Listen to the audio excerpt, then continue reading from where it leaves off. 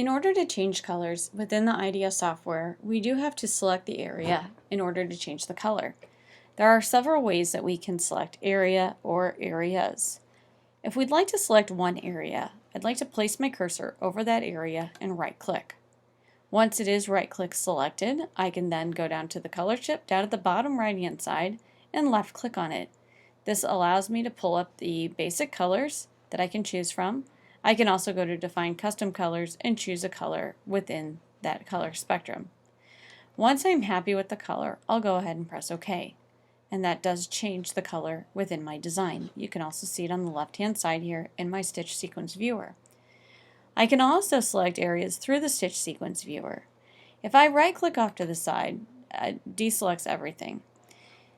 While I'm on screen, I can also select multiple areas by right-clicking and holding the Control key. So if I right-click on the G, hold my Control key, I can then also select the U by placing my cursor over it and right-clicking, and then the N. And it looks like the N is part of a couple, and has several pieces to it.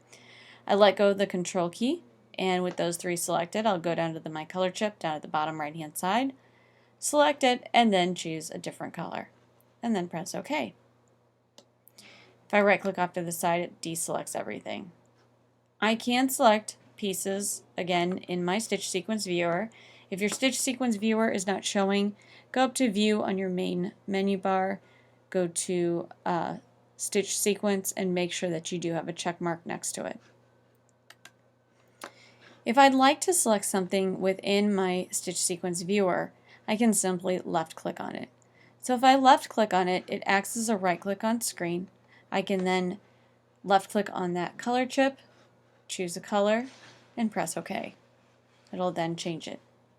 Same thing to deselect, I right-click off to the side. If I'd like to select multiple pieces, whether it's using Control or Shift, I can do that right in here.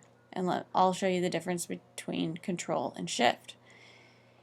If I'd like to select all the pieces of the star, or actually of all the stars, if I left-click on 5, that only selects one piece of the star.